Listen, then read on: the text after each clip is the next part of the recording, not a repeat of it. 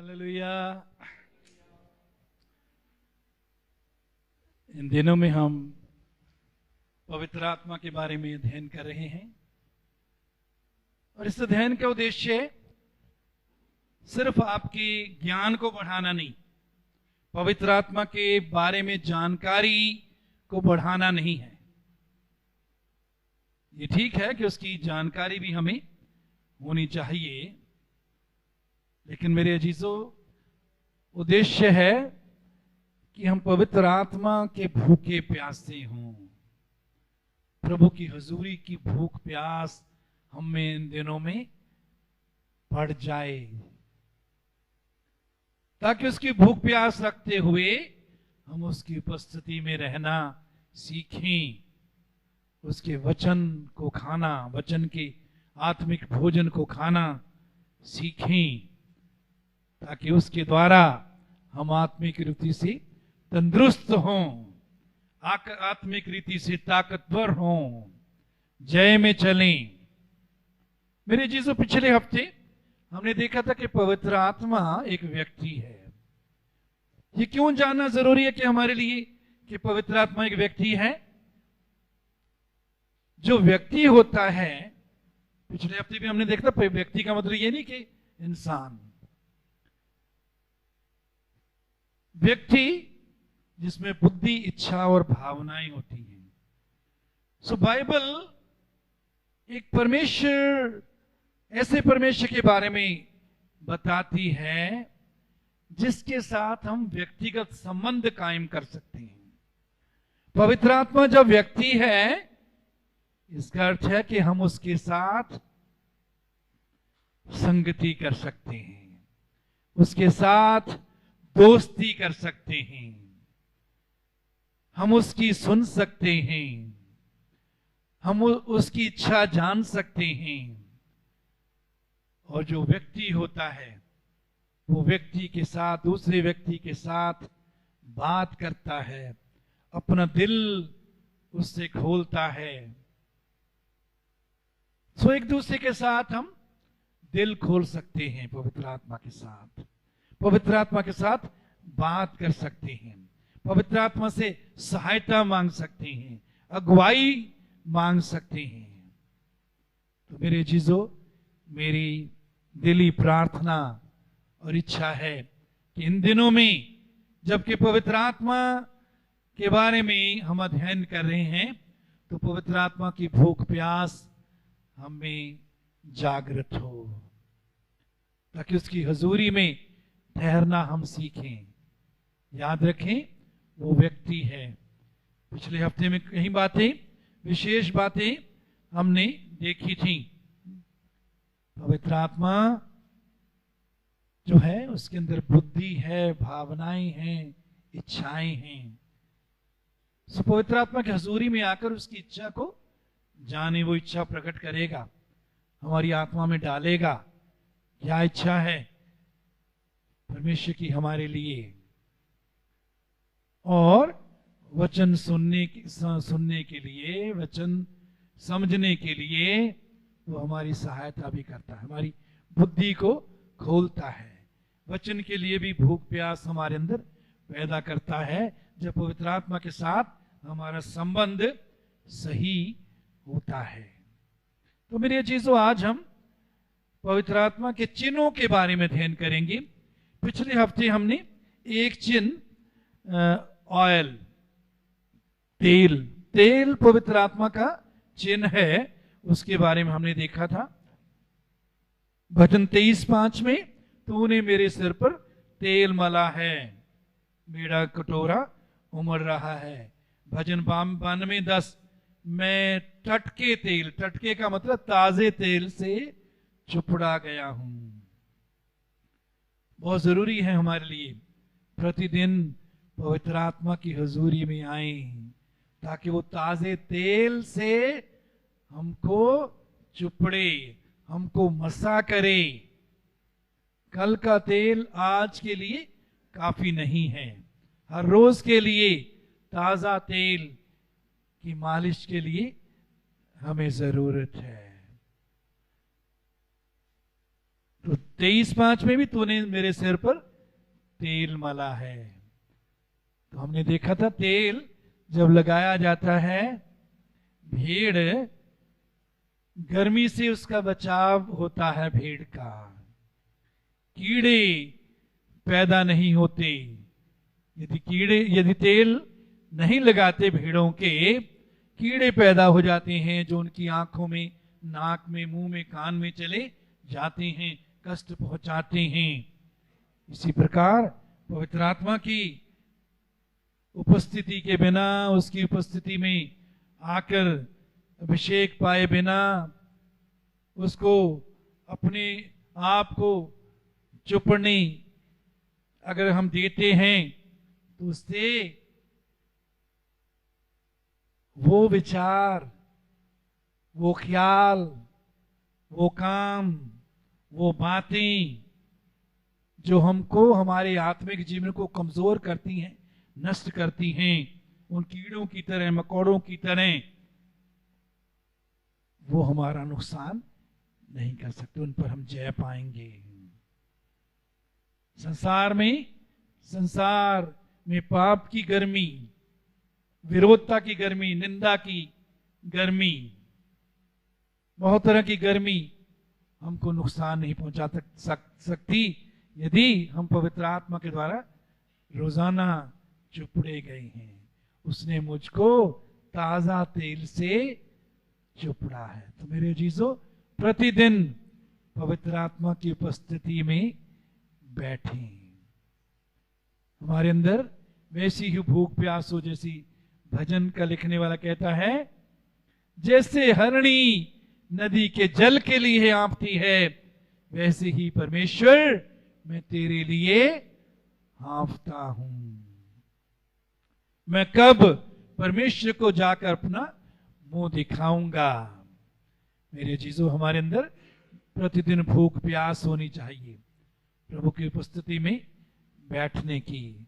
उसके वचन के द्वारा, उसकी आत्मा के द्वारा हम अपने आप को भरते रहें, ताकि हम उसकी इच्छा के केंद्र में बने रहें, उसकी इच्छा के अनुसार जीवन व्यतीत करें, उसको महिमा देने वाला जीवन व्यतीत करें, पाप पर, शरीर और संसार पर, शैतान पर जय पाकर चलने वाले बने।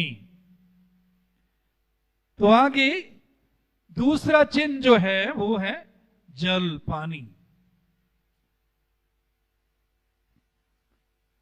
बोआज ने पानी और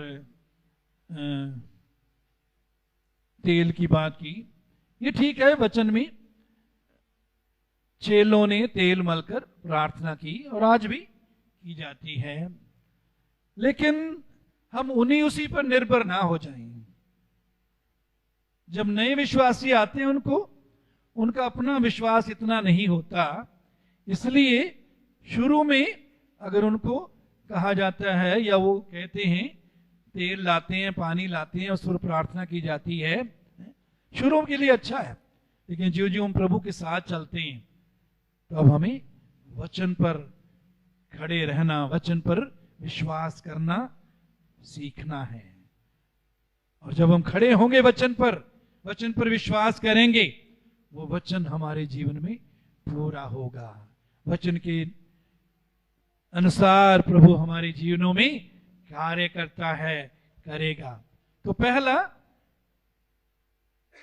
तेल, दूसरा चिन्ह है पानी, जल। कई जगह बाइबल में जहां जल का इस्तेमाल किया गया है, पानी का इस्तेमाल किया गया है, तो वो पवित्र आत्मा को दर्शाता है। और जो काम जल हमारे जीवन में करता है, वही काम पवित्र आत्मा हमारे जीवनों में करता है। जल हमारी प्यास को बुझाता है, पवित्र आत्मा भी हमारी प्यास को बुझाता है। जल हमें शुद्ध करता है, पवित्र आत्मा भी हमें शुद्ध करता है। जल हमें ताजगी देता है, पवित्र आत्मा भी ताजगी देता है। मेरे चीजों, यूहन्ना 7 अध्याय 37 पद, 7:37, यूहन्ना 7:37, प्रभु यीशु कहते हैं यदि कोई प्यासा हो तो मेरे पास आए और पिए।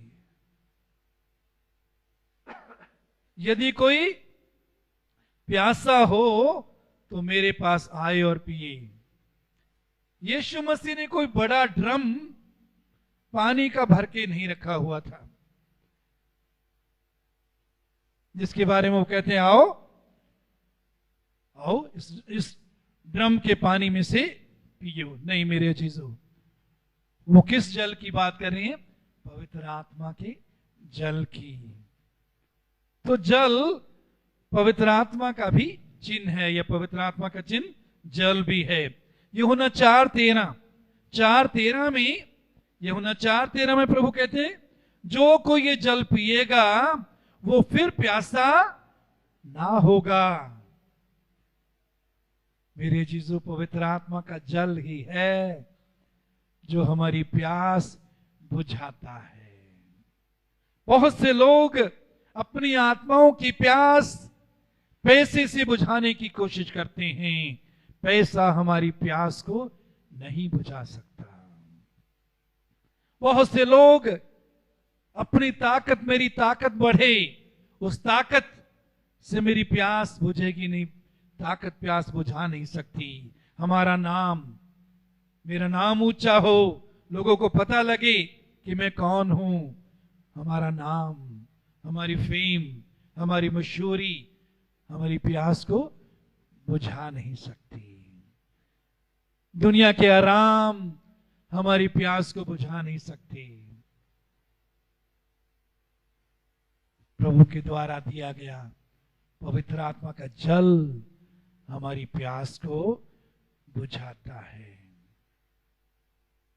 इसलिए प्रभु से प्रार्थना करें, प्रभु मेरे अंदर पवित्र आत्मा के जल की प्यास को तू बढ़ा।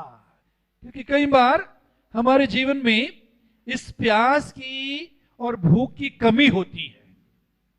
यीशु ने कहा धन्य हैं वो जो भूखे और प्यासे हैं, वो तृप्त किए जाएंगे। लेकिन कई बार उसकी कमी होती है। भूख कई बार कम हो जाती है तो हम जितना खाना चाहिए, जैसे खाना चाहिए वैसे नहीं खाते। उसका कारण क्या होता है कि हमारे अंदर कोई ना कोई बीमारी आ जाती है। इसी रीति से यदि परमेश्वर के वचन की भूख प्यास, पवित्र आत्मा की हुजूरी की भूख प्यास, उसकी कमी हमारे अंदर आ गई है, इसका मतलब है कोई ना कोई हमारी आत्मा में आत्मिक रोग हमें लग गया है। अपने आप को जांचें, प्रभु के सामने अपने आप को लाएं, उससे पूछें प्रभु वो सब चीजें जिन्होंने तेरे वचन की और जिन्होंने तेरी हुजूरी की, तेरी पवित्र आत्मा की भूख प्यास को मेरे अंदर कम किया हुआ है, मेरे अंदर मिटाया हुआ है, उन सब चीजों को निकाल दे प्रभु, उन पर मुझको जय दे और मेरे अंदर अपने वचन की और अपनी हुजूरी की, अपने पवित्र आत्मा की भूख प्यास को बढ़ा। तो देता है प्रभु, भूख प्यास देता है। मेरे चीजों, ये ऐसी भूख प्यास है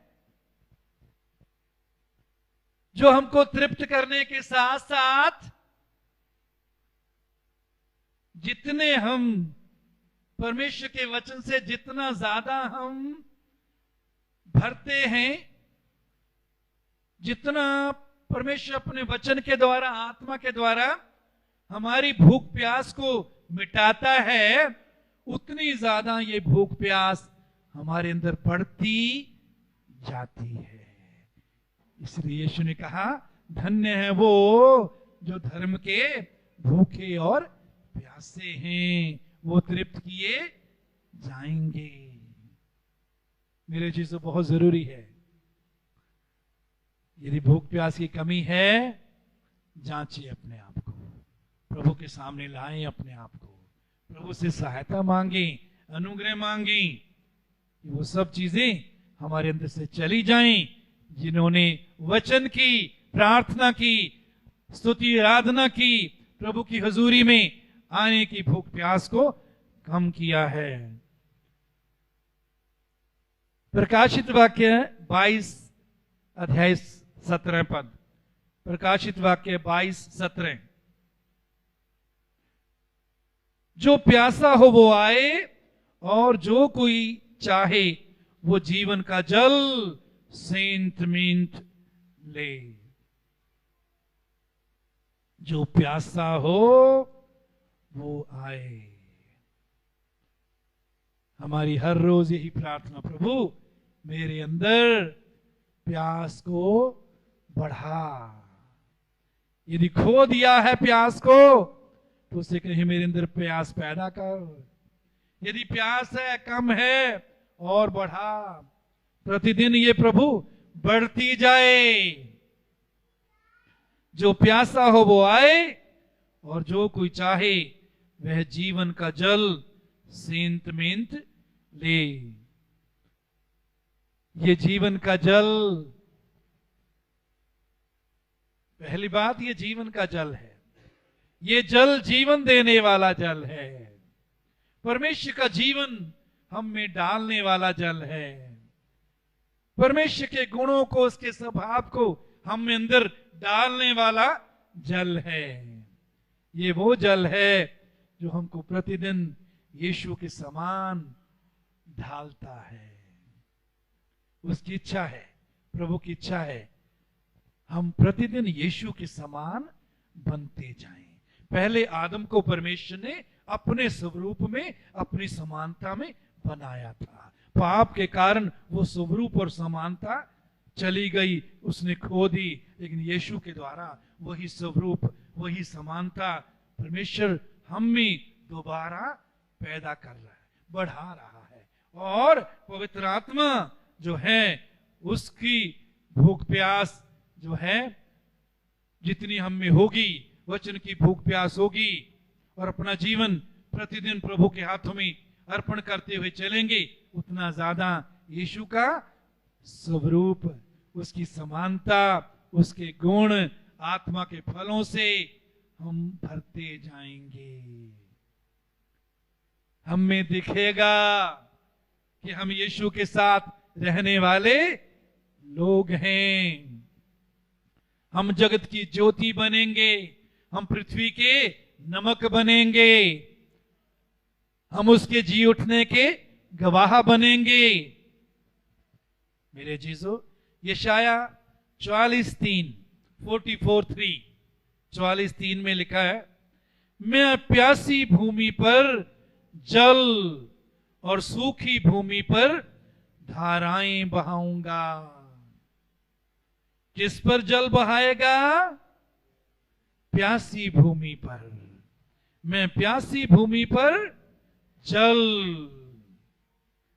मेरे चीजों, प्रभु हमारे जीवन में जबरदस्ती नहीं करता। वो जबरदस्ती करने वाला परमेश्वर नहीं। इसलिए उसने कहा है, देख मैं दरवाजे पर खड़ा हुआ खटखटाता हूं, जो कोई मेरी आवाज सुनकर खोलता है, मैं उसके भीतर आऊंगा, वो मेरे साथ और मैं उसके साथ भोजन करूंगा। प्रभु में सामर्थ है, ताकत है दरवाजा तोड़कर अंदर आने की, लेकिन नहीं आता। वो कहता तुम दरवाजा खोलो, मैं आना चाहता हूं। तो जो प्यासा है उसी पर जल बरसाएगा, सूखी भूमि पर धाराएं बहाएगा। मैं तेरे वंश पर अपनी आत्मा और तेरी संतान पर अपनी आशीष उंडेलूंगा। मेरे चीजों, अगला चिन्ह जो है पवित्र आत्मा का, वो है बारिश, वर्षा, रेन। बारिश, वर्षा, रेन।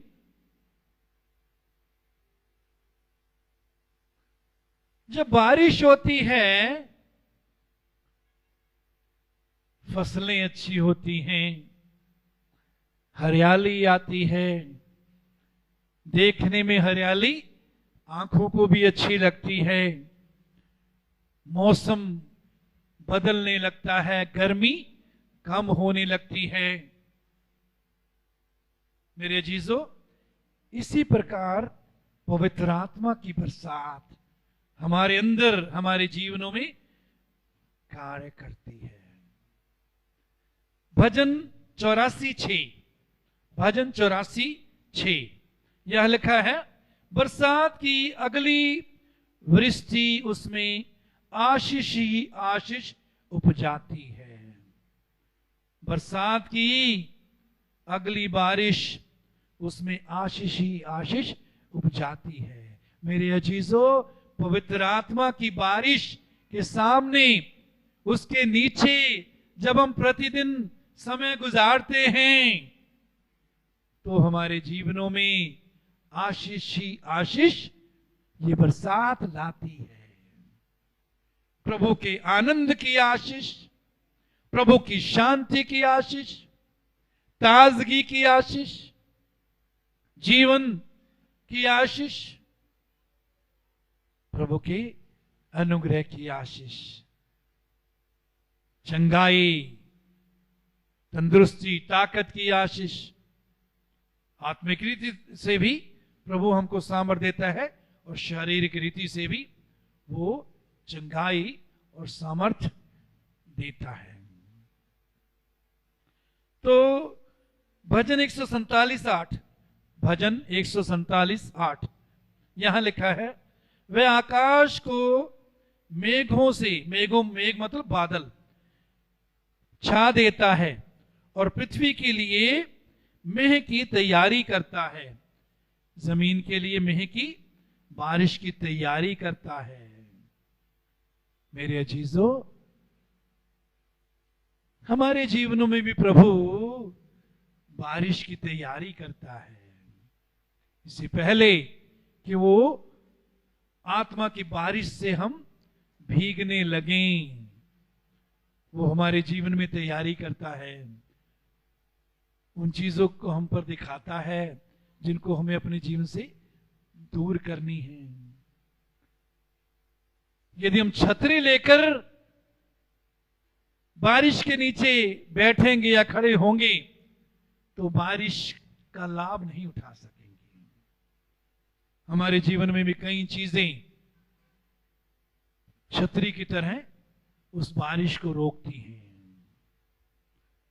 वो चीजें हो सकता है कोई पाप है, लापरवाही है, हम आत्मिक जीवन में गंभीर या चौकस नहीं हैं, कुछ भी बोल देते हैं, कुछ भी सोचने लगते हैं, कैसा जैसा अच्छा लगता है व्यवहार करते हैं।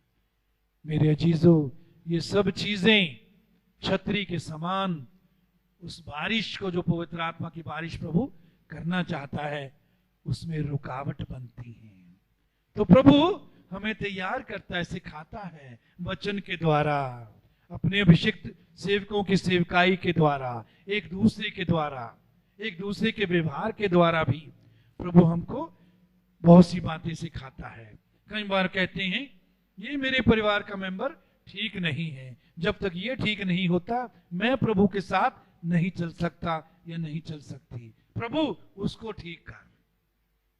नहीं मेरे अजीजों, इससे पहले कि आप दूसरों के लिए उम्मीद करें, दूसरों के लिए प्रार्थना करें कि वो ठीक हो, पहले उनके व्यवहार के द्वारा, हो सकता है वो गलत व्यवहार कर रही है, वो जैसा उनको करना चाहिए नहीं कर रहे, लेकिन उनके गलत व्यवहार के द्वारा भी प्रभु आपको बदल रहा है, मुझे बदल रहा है। इसका मतलब ये नहीं कि वो गलत व्यवहार को प्रभु पसंद करता है, लेकिन एक दूसरे के द्वारा प्रभु जो है हमारे जीवन में कार्य करता है। बहुत आसान है हमारे लिए कहना, सहनशील होना चाहिए, नम्र होना चाहिए और सहना सा चाहिए। जब हम विश्वास करते हैं, जब हम इस पर खड़े होते हैं, दूसरों को भी बताते हैं, तो प्रभु हमारे जीवन में ऐसा वातावरण लाता है जहां हमको सहनशील बनना सिखाता है। और ये कब होता है? जब हमारे साथ कोई परिवार का मेंबर या हमारे साथ काम करने वाला या हमारा पड़ोसी या हमारा रिश्तेदार जिसके संपर्क में हम रहते हैं, उससे अपने आप को अलग नहीं कर सकते। उसकी कठोरता के द्वारा, वो उसके गलत व्यवहार के द्वारा, उसके गुस्से के स्वभाव के द्वारा, गुस्से में जो बातें वो बोलता है, करता है, निंदा करता है, हमारा नुकसान करता है, उसके उस व्यवहार के द्वारा प्रभु हमें सहनशील बनना सिखाता है। तो जब भी प्रभु ऐसे वातावरण में लाता है, दूसरों के लिए प्रार्थना करने से पहले अपने लिए प्रार्थना करें, प्रभु मुझे बदल। हाँ, दूसरों के लिए भी प्रार्थना करना है, लेकिन हमें पहले अपने लिए प्रार्थना करना है और कहना है, प्रभु इस हालात में तू लाया है, जो मेरे जीवन में करना चाहता है कर, जैसा बनाना चाहता है बना। मेरे चीजों, इब्रानियों की पत्री में यीशु के बारे में लिखा है कि उसने कैसे आज्ञा मानना सीखा है जी। ऊंचे बोलो, ऊंचे बोलो। दुख उठा उठाकर यीशु ने आज्ञा मानना सीखा। यीशु मसीह के लिए भी आज्ञा मानना सीखना आसान नहीं था। क्यों? क्योंकि वो हमारी तरह इंसान बन गया था। उस ईश्वर तब से उसने अपना को खाली कर दिया था। अपने आप को खाली करके वो इंसान बना, इसलिए इंसान होने के नाते उसको दुख उठा उठाकर आज्ञा मानना सीखना पड़ा। तो ये सब चाहते हम अलग कर दें, ताकि प्रभु अपनी पवित्र आत्मा की बारिश हम पर प्रतिदिन उंडेलता रहे। उससे हमारे जीवनों में ताजगी आती है, जीवन आता है, हरियाली आती है, तरक्की आती है, धुलते जाते हैं, शुद्ध होते जाते हैं।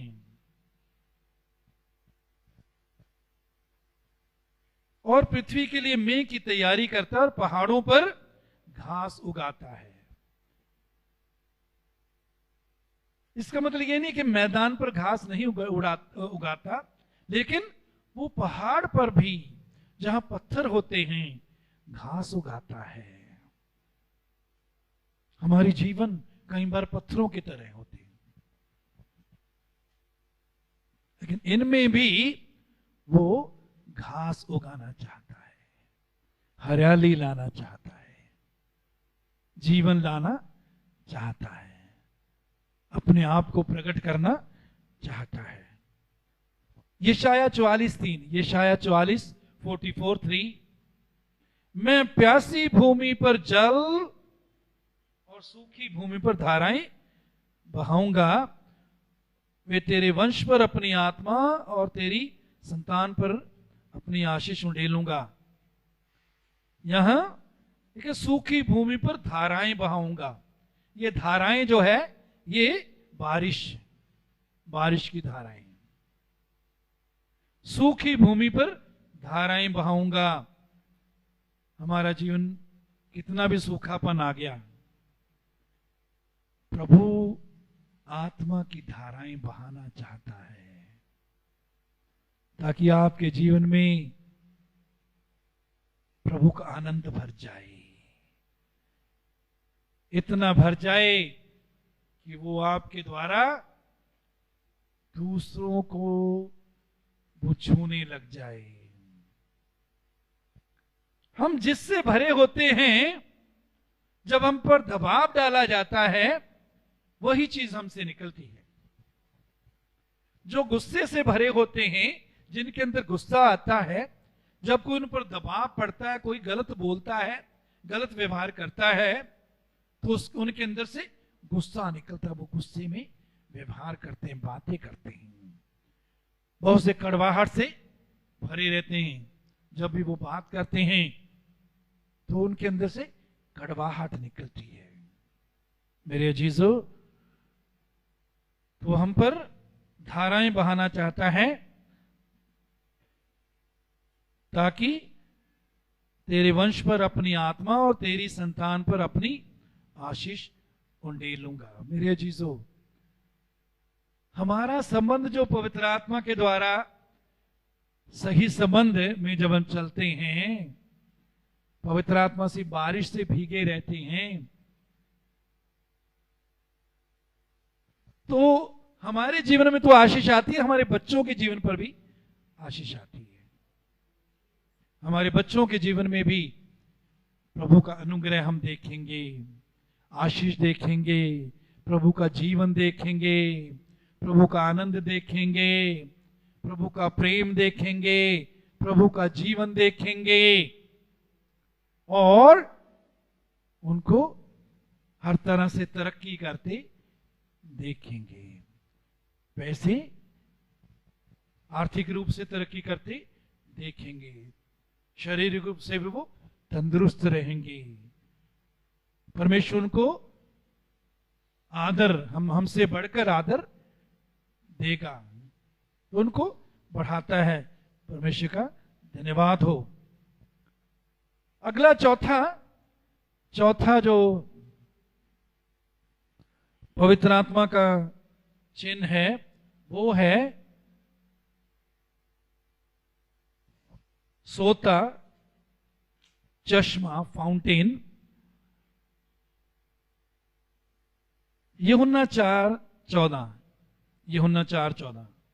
जो कोई उस जल में से पिएगा जो मैं उसे दूंगा, वह फिर अनंत काल तक प्यासा ना होगा, वरन जो जल मैं उसे दूंगा वह उसमें एक सोता बन जाएगा जो अनंत जीवन के लिए उमड़ता रहेगा। पवित्र आत्मा के साथ जब हम समय गुजारते हैं, पवित्र आत्मा हमारे अंदर एक सोता, एक चश्मा, एक फाउंटेन की तरह उमड़ता रहता है और उसके द्वारा हम प्रभु के आनंद में बने रहते हैं। उसके द्वारा हम प्रभु की शांति में बने रहते हैं, प्रभु के अनुग्रह में, सामर्थ्य में बने रहते हैं। प्रभु के गुण, प्रभु का जीवन, स्वभाव और आत्मा का फल हमें दिखाई देता है। आत्मा का फल क्या है? गलतियों 5:22 में आत्मा का फल प्रेम, आनंद, मेल, धीरज, कृपा, भलाई, विश्वास, नम्रता और संयम है। तो प्रभु चाहता कि हमारे अंदर से ये चश्मा उमड़ता रहे, उसका आनंद कभी हम में कम ना होने पाए। मेरे अजीजों, यदि हमारे जीवन में कभी आनंद कम हो जाता है प्रभु का, तो इसका दोष प्रभु के कारण नहीं, प्रभु को दोष नहीं देंगे, इसके दोषी हम खुद हैं। उसका वो जल, वो तो हमारे अंदर कहता है सोता चश्मा बन जाएगा जो उमड़ता रहेगा। तो प्रभु क्या चाहता है? प्रतिदिन ये जल हम में से उमड़ता रहे। आनंद का जल, शांति का जल, उसके प्रेम का जल, उसकी पवित्रता का जल, उसके जीवन का जल, उसके स्वभाव का जल हम में से उमड़ता रहे। तो ये सोते के रूप में, पवित्र आत्मा सोते के रूप में, कि हमारे अपने जीवन के लिए है, हमारे अपने जीवन के लिए, आत्मिक तरक्की के लिए।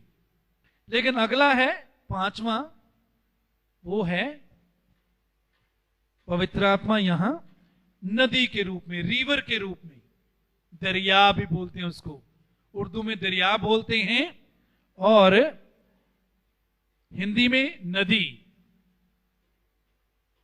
रिवर भी उसको बोलते हैं। यूहन्ना 7:38 जो मुझ पर विश्वास करेगा, जैसा पवित्र शास्त्र में आया है, उसके हृदय से जीवन के जल की नदियां बह निकलेंगी। उसके अंदर से जीवन के जल की नदियां बह निकलेंगी। मेरे जीसो, ये नदी भी पवित्र आत्मा की नदी है, पवित्र आत्मा के जल की नदी है, जो प्रभु चाहता है कि हमारे अंदर से बहे। इतना काफी नहीं है कि हम प्रभु के जीवन से, आनंद से, शांति से भर गए हैं। प्रभु की इच्छा क्या है, योजना क्या है? हमारे अंदर से वो जीवन के जल की नदी दूसरों के जीवन तक पहुंचे। ये प्रभु की योजना हमारे लिए है।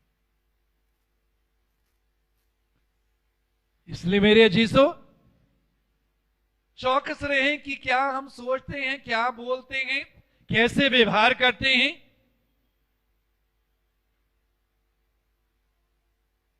कोई भी ऐसी बात ना बोलें, ऐसा कार्य ना करें जिसके द्वारा हमारे अंदर से ये जीवन के जल की नदी बहने से रुक जाए, या हमारे जीवनों के द्वारा दूसरों के अंदर ये जीवन की जल की नदी उनको छू ना सके, उनमें कार्य ना कर सके। इसलिए कुछ भी बोलें, कुछ भी करें, कैसा भी व्यवहार करें, नहीं मेरे अजीजों, हमारी जिम्मेवारी दूसरी आत्माओं के लिए भी है। यदि तुम चुप रहो, पत्थर चिल्ला उठेंगे, लेकिन हम हमारा मुकुट खो देंगे। यीशु ने कहा, कोई तुम्हारा मुकुट तुमसे छीन ना ले। जो मुकुट उसने हमारे लिए रखा है, प्रभु की इच्छा है कि वो हमें ही मिले। और यदि जो काम प्रभु ने करने के लिए हमको बोला है वो नहीं करते, तो जो मुकुट हमारे लिए रखा है वो किसी और को मिल जाएगा। इसलिए प्रभु कहता है, कोई तुम्हारा मुकुट तुमसे छीन ना ले। तो बहुत बड़ी जिम्मेवारी हमारे पास या हमारे लिए, अपने इर्द गिर्द के लोगों के लिए है, परिवार के लोगों के लिए, जहां हम काम करते हैं वहां उन लोगों के लिए, अपने पड़ोसियों के लिए, रिश्तेदारों के लिए, जो लोग हमारे पास आते हैं, जिनके पास हम जाते हैं, उन सब के प्रति हमारे पास जिम्मेवारी है। तो प्रभु क्या चाहता है? हमारे अंदर से जीवन के जल की नदियां बहें, कभी भी उनको रुकने ना दें। हर समय दूसरे हमारे अंदर मसीह को, मसीह के स्वभाव को, मसीह के गुणों को देखने पाएं, चाहे उसके लिए हमको कोई भी नुकसान उठाना पड़े। पौलुस क्या कहता है? जो बातें मेरे लाभ की थी उनको मैंने मसीह के कारण हानि समझ लिया। मसीह के लिए हानि उठाना सीखें। मेरी मर्जी पूरी हो, मेरे तरीके से काम हो, जो मैं चाहता हूं वो हो, नहीं। जो बातें मेरे लाभ की थी उनको मसीह के कारण हानि समझ लिया है। उठाए हानि। यहां की संसार की चीजें नाश होने वाली हैं, ये थोड़े समय के लिए हैं, ये हमारे साथ नहीं जाएंगी। कल मुझे एक पुराना गीत याद आ गया, पता नहीं कैसे वो मेरे दिमाग में आ गया। जिन दिनों में, बहुत पुरानी बात है, मैं फिल्में देखता था या फिल्में की सुनता था, लेकिन कई बार कुछ अच्छी बातें उनसे हम सीख सकते हैं। सजन रे झूठ मत बोलो, खुदा के पास जाना है, न हाथी है न घोड़ा है, हमें पैदल ही जाना है। हाथी घोड़ा, हाथी ताकत को दिखाता है, घोड़ा ताकत को दिखाता है, वो हमारा धन है, वो धन को दिखाता है, दुनियावी चीजों को दिखाता है। कोई चीज हमारे साथ नहीं जाएगी। इसलिए किसी को जीतने के लिए यदि हमको कुछ नुकसान उठाना पड़े, उठा लें। सहनशील और बनना है, बनने की जरूरत है। दूसरे को जीतने के लिए सहनशील बन जाएं और क्षमा करें और प्रेम में चलें और दया करते रहें और धीरज से सहते रहें और नम्र बनते रहें, ताकि किसी न किसी रीति से हम दूसरों को जीत लें। पौलुस कहता है, मैं सबके लिए सब कुछ बना ताकि मैं किसी न किसी रीति से दूसरों को जीत लूं। कहता मैं सबके लिए सब कुछ बना। हम कहते हैं मैं क्यों ऐसे करूं, मैं भी तो कुछ हूं।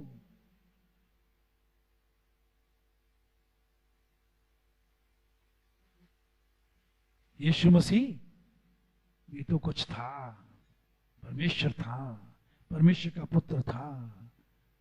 उसके द्वारा सारी सृष्टि की रचना हुई। सारी सृष्टि को वो अपनी सामर्थ्य से संभाले हुए है। लेकिन आपको और मुझको जीतने के लिए, आपको और मुझको जीवन देने के लिए उसने अपने आप को खाली कर दिया, छोटा बन गया, मनुष्य का रूप धारण किया, दास बन गया, यहां तक आज्ञाकारी रहा कि क्रूस की मृत्यु भी सह ली। मेरे चीजों, मसीही होने के नाते हमें भी यही करना है। गुस्से को अपने अंदर से जाने दें, कड़वाहट को जाने दें, निकलने दें।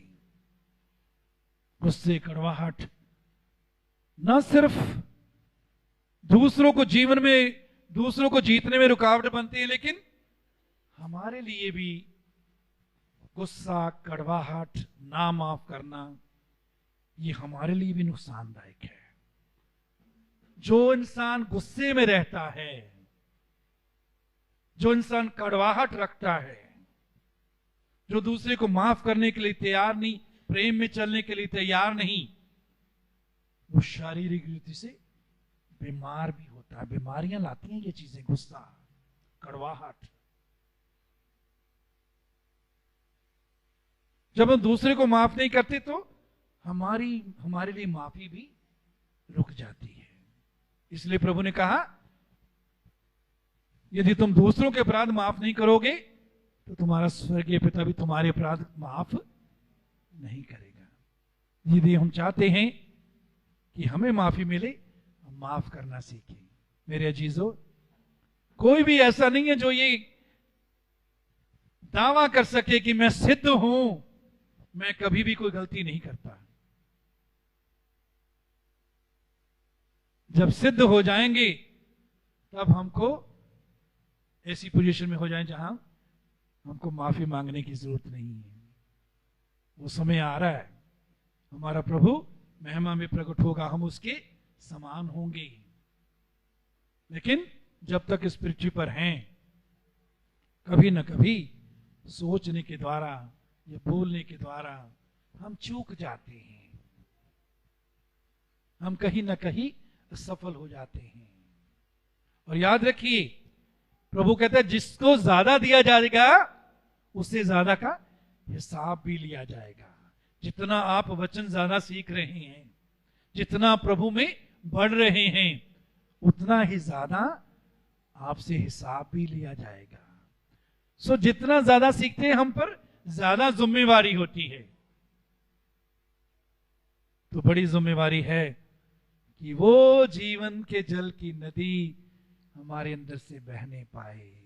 हर चीज जो उसको बहने से रोकती है, उसको अपने जीवन से दूर करें, उस पर जय पाएं।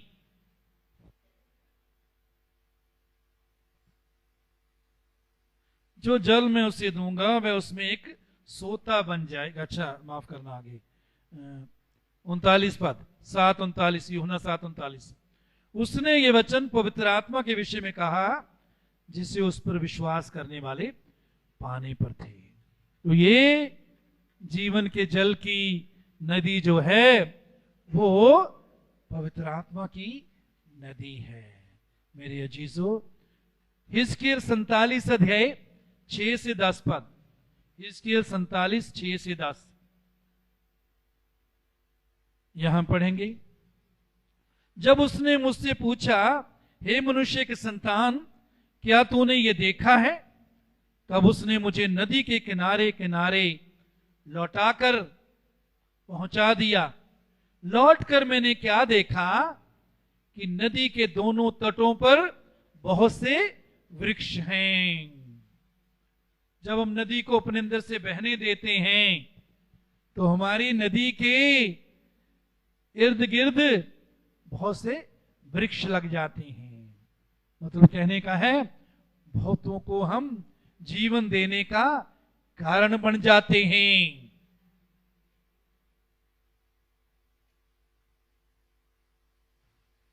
तब उसने मुझसे कहा, यह सोता पूर्वी देश की ओर बह रहा है और अराबा में उतरकर ताल की ओर बहेगा, और यह भवन से निकला हुआ सीधा ताल में मिल जाएगा और उसका जल मीठा हो जाएगा। ये नदी जिस जीवन को छूती है उसके जल को मीठा कर देती है।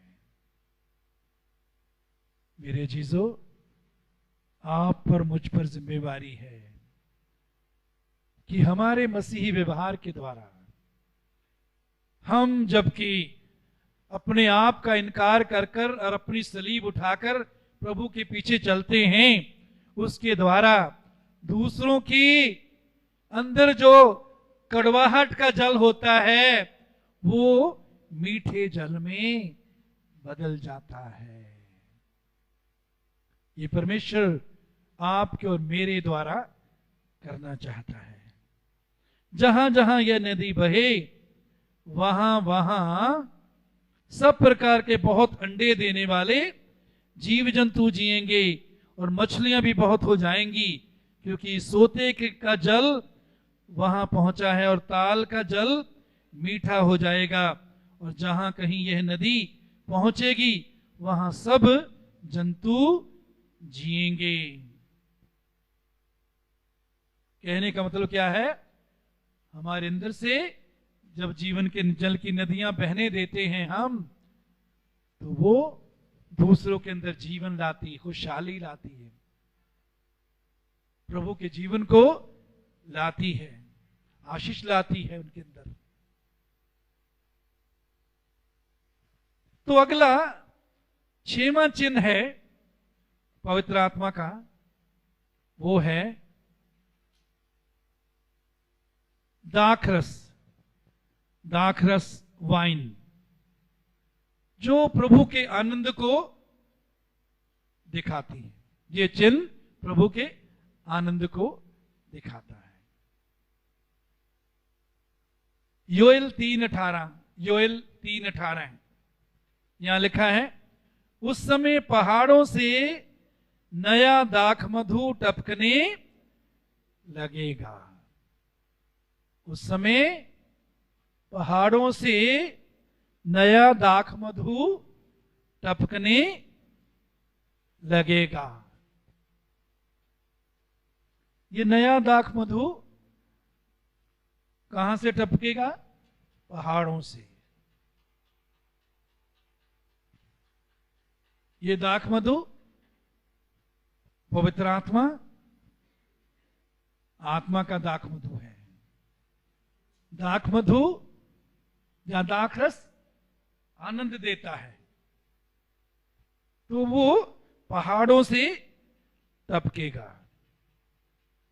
जब हम संसार से, संसार की चीजों से ऊपर, आत्मिक रीति से ऊपर उठकर पहाड़ पर, आत्मिक रीति से आत्मिक पहाड़ पर हम जीवन व्यतीत करने लगते हैं, तो हम पर और हमारे द्वारा वो दाख मधु टपकने लगता है। पवित्र आत्मा हमारे द्वारा टपकने लगता है, हमारे जीवन के द्वारा। मत्ती 7:19, 9:17, माफ करना, मत्ती 9:17। और लोग नया दाखरस पुरानी मशकों में नहीं भरते हैं, क्योंकि ऐसा करने में से मशकें फट जाती हैं और दाखरस बह जाता है और मशकें नष्ट हो जाती हैं, परंतु नया दाखरस नई मशकों में भरते हैं और वे दोनों बचे रहते हैं। नया दाखरस पुरानी मशकों में नहीं भरते हैं। ये मशक क्या है? हमारा जीवन, हम हैं ये मशक। कहते नया दाखरस, वो पवित्र आत्मा का दाखरस पुरानी मशकों में नहीं भरा जाता। इसलिए अपने मन के आत्मिक स्वभाव में नए बनते जाओ। पौलुस क्या कहता है? अपने मन के आत्मिक स्वभाव में क्या बनते जाओ जी? नए बनते जाओ। तुम्हारी बुद्धि के नए हो जाने से तुम्हारा चाल चलन भी बदलता जाए। पुरानी मशक में, पुराने सोच विचारों से जब हम भरे हुए हैं, पुराने सोच विचार, शारीरिक सोच विचार, संसार के सोच विचार, पाप के सोच विचार, पुराने जीवन के सोच के विचारों के अनुसार जब तक हम चलते हैं, तब तक ये पवित्र आत्मा का नया दाखरस जो हमको आनंद से भरता है, उससे भरना हमारे लिए मुश्किल होता है। पौलुस कहता है पुराने मनुष्य को उतार दो, नए मनुष्य को पहन लो। किनको कह रहा है पौलुस? संसार के लोगों को नहीं कह रहा, विश्वासियों को कह रहा है। विश्वासियों को कहता है पुराने मनुष्य को उतार दो। क्योंकि विश्वासियों को भी जरूरी, कई बार वो पुराने मनुष्य को फिर पहन लेते हैं, पुराने स्वभाव के अनुसार, शारीरिक स्वभाव के अनुसार वो चलने लगते हैं, व्यवहार करने लगते हैं। याद रखिए, नया दाखरस पुरानी मशकों में नहीं भरा जाता। प्रभु चाहता है हमारी सोच विचार नए होते जाएं, उसके वचन से हम भरे हुए हों, उसकी आत्मा से भरे हुए हों, उसकी इच्छा के केंद्र में हम बने हुए रहें।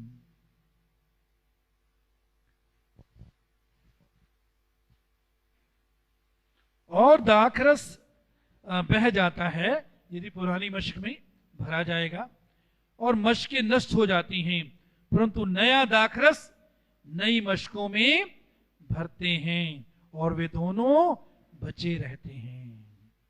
यदि आप चाहते हैं कि आपके अंदर पवित्र आत्मा का दाखरस हर समय भरा रहे, तो अपनी मशकों को नया करना है। नया दाखरस नई मशकों में भरते हैं।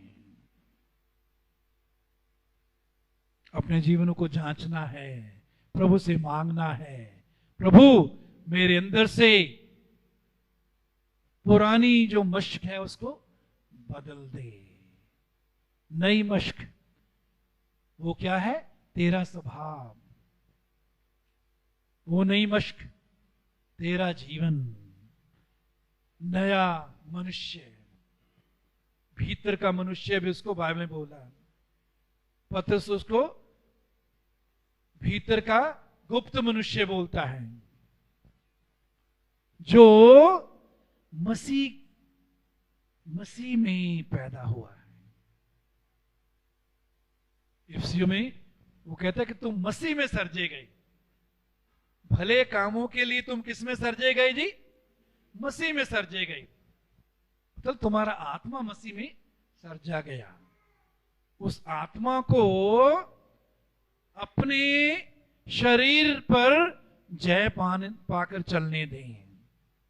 तो वो आत्मा मसीह में सर्जा गया है, और उस आत्मा में चलते हुए मसीह हमारे जीवनों से प्रकट होगा। मसीह का स्वभाव प्रकट होगा, उसका प्रेम प्रकट होगा, उसकी सहनशीलता प्रकट होगी, उसके गुण प्रकट होंगे, उस जैसी दया प्रकट होगी, उस जैसी पवित्रता हमें से प्रकट होगी। तो नई मशकों में ही नया दाखरस प्रभु भरता है। अगला है 7वां, आग। आग का काम शुद्ध करना होता है। सोना, चांदी और दूसरी चीजें भी सुनार आग में डालता है। समय बच गया, इसलिए हम जल्दी जल्दी चलेंगे। आप मत्ती 3:11 नोट कर लें, और प्रेरितों के काम 2:3। मत्ती 3:11 में लिखा है, वो तुमको पवित्र आत्मा और आग से भस्मा देगा। तो प्रकाशित वाक्य, माफ करना, प्रेरितों काम 2:3 में आग किसी जीव में फटती हुई दिखाई दी, उनमें से हर एक पर आ ठहरी। तो पवित्र आत्मा मेरे जीसो एक आग भी है। आप यशाया 4:4 भी नोट कर लीजिए। यशाया 4:4, प्रभु न्याय करने वाली और भस्म करने वाली आत्मा के द्वारा सयोन की स्त्रियों के मल को धो चुकेगा और यरूशलेम के खून को दूर कर चुकेगा। हमारे मल को, हमारी गंदगी को, गंदे विचारों को, गंदी बातों को, गंदे व्यवहार को, गंदे कामों को पवित्र आत्मा की आग के द्वारा प्रभु धोना चाहता है, ताकि हम में मसीह और उसका स्वभाव दिखने पाए। अगला है 8वां, वायु या आंधी। आंधी या वायु जो यीशु मसीह के जी उठने की सामर्थ्य को दिखाती है। प्रेरितों का काम 2:2, प्रेरितों का काम 2:2 वह लिखा है, एकाएक आकाश से आंधी किसी सनसनाहट का शब्द हुआ, जिससे वो जो है सारा घर जहां वे बैठे थे गूंज गया।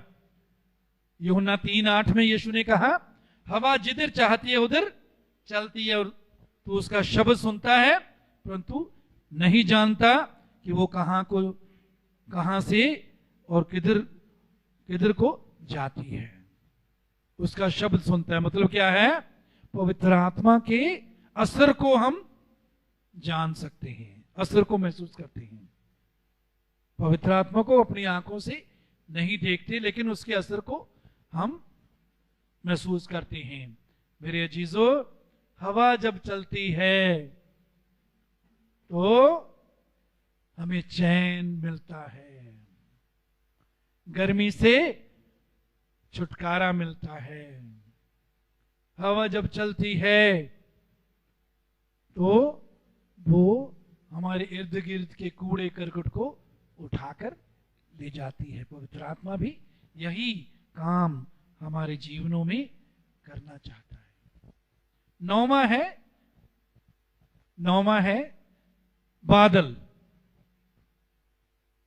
पहला राजा 8:10-11 पद यहां लिखा कि यहोवा का भवन वो जो है भवन बादल से भर गया, और याजक वहां खड़े नहीं रह सके। पहला यूहन्ना 8:10-11। ये बादल पवित्र आत्मा का बादल, परमेश्वर की उपस्थिति का, हजूरी का बादल। मत्ती 17:5 में देखा कि बादल ने उन्हें छा लिया और उस बादल में से यह शब्द हुआ, ये मेरा प्रिय पुत्र है, इसकी सुनो। तो ये बादल भी पवित्र आत्मा का, प्रभु की हजूरी का बादल था। फिर तो कम 1:9 में हम देखते हैं यीशु मसीह जब स्वर्ग पर उठाया गया तो बादल ने उनकी आंखों से यीशु को छिपा लिया और यीशु गया भी बादल के साथ और आने वाला भी बादल के साथ है। प्रकाशित वाक्य 1:7। प्रकाशित वाक्य 1:7। देखो वो बादलों के साथ आने वाला है। मेरे चीजों, निर्गमन 13:21, निर्गमन 13:21 वहां लिखा है कि दिन में वो जो इजरायली जो सफर कर रहे थे, दिन में बादल उन पर छाया करता था और रात को आग का खंभा। ये बादल परमेश्वर की उपस्थिति का बादल, परमेश्वर की उपस्थिति को दिखाता है। फिर उसके बाद पवित्र आत्मा एक मोहर है, सील। इफिसियों 1:13 और 4:30। यहां पवित्र आत्मा को एक सील के रूप में दिखाया गया, मोहर। पवित्र आत्मा की मोहर हम पर लगी हुई, इसका मतलब हम परमेश्वर की जायदाद हैं, हम परमेश्वर के हैं। और फिर है कबूतर, लूका 3:22 और यूहन्ना 1:32 में हम देखते हैं। 3:22 में पवित्र आत्मा शारीरिक रूप से कबूतर के समान यीशु पर उतरा और यूहन्ना 1:32 में लिखा उस पर ठहरा। यहां 1:32 में यूहन्ना बसवंत यीशु के बारे में गवाही देता है कि उसने उस पर पवित्र आत्मा कबूतर की नाई उतरते और ठहरते देखा। मेरे चीजों, कबूतर जो है उसके जो गुण हैं पवित्र आत्मा में भी वही गुण हैं। कबूतर जेंटल होता है, कोमल होता है। आप शोर करने लगेंगे, कबूतर उड़ जाएगा। फिर कबूतर जो है वो, उनका जो जोड़ा होता है, कबूतर और कबूतरी के साथ वो एक दूसरे के साथ वफादार रहते हैं। कबूतर कबूतरी, जो जोड़ा उनका होता है उन्हीं के साथ वो शारीरिक संबंध कायम करते हैं, दूसरे के साथ नहीं। मेरे चीजों, हम यीशु की दुल्हन हैं। हमारे जीवन पर केवल हमारे दूल्हे यीशु को अधिकार है कि वो हमारे जीवन को अपनी महिमा के लिए इस्तेमाल करे, अपनी सेवा के लिए इस्तेमाल करे, अपने नाम को ऊंचा करने के लिए इस्तेमाल करे, अपनी मर्जी को पूरा करने के लिए इस्तेमाल करे। फिर पवित्र आत्मा को परमेश्वर की उंगली भी कहा गया है। यूहन्ना लूका 11:20 यहां लिखा है, यदि मैं परमेश्वर की आत्मा से दुष्ट आत्मा को निकालता हूं तो परमेश्वर का राज्य तुम्हारे में आ पहुंचा है। फुट नोट में अगर आप देखेंगे नीचे, वहां सामर्थ की जगह उंगली है शब्द। तो कुछ अनुवादों में परमेश्वर की उंगली कहा गया है, लेकिन बहुत अनुवादों में उस उंगली की जगह सामर्थ लिख दिया गया है। परमेश्वर की उंगली पवित्र आत्मा को दिखाती है। परमेश्वर, दानियल 5:5 में हम देखा है, उंगली के द्वारा वो जो है राजा के द्वारा लिखा जाता है। मेरे अजीजों, परमेश्वर अपनी आत्मा के द्वारा अपनी इच्छा हम पर, हमारे जीवन में लिखता है। उसकी इच्छा क्या है, ताकि हम उसकी जाने, उसमें बने रहें। उसकी उंगली उसकी सामर्थ है। और आखिर में पहला यूहन्ना 18:46 यहां लिखा है, हाथ, परमेश्वर का हाथ। यहां लिखा है पहला राजा 18:46, तब यहोवा की शक्ति, और मूल में, ओरिजिनल में ये हाथ है। यहां यहोवा का हाथ एलिया के पास ऐसे शक्ति ऐसे हुई कि वे कमर बांधकर अहाब के आगे आगे इजराइल तक दौड़ता चला गया। यहोवा की शक्ति, परमेश्वर की शक्ति हमें ताकत देती है। अहाब रथ पर बैठा हुआ है। राजाओं के रथ जो हैं, कई कई ताकतवर घोड़े उनको चलाते थे, तो वो तेज चलते थे। लेकिन एलिया उस यहोवा की शक्ति के कारण वो उसके आगे आगे दौड़ रहा है। तो प्रभु हमें आत्मिक ताकत अपनी आत्मा के द्वारा देता है और शारीरिक ताकत भी देता है। कालिब क्या कहता है कि जब मैं जवान था उसके समान मेरे अंदर आज भी ताकत है। 80 साल का जब हो गया था कालिब, 80 साल का जब कालिब हो गया, वो कहता है मैं उसी तरह ताकत मुझ में है। मैं पहाड़ को ले सकता हूं 80 साल की उम्र में, इस पर जय पा सकता हूं। मेरे जीसु प्रभु का धन्यवाद है, वो अपनी पवित्र आत्मा के द्वारा हमको आत्मिक ताकत, मानसिक ताकत, शारीरिक ताकत और भावनात्मक ताकत, हर तरह की ताकत हमको देना चाहता है, ताकि हम अपने जीवन के द्वारा उसकी महिमा करें। आइए प्रार्थना करें।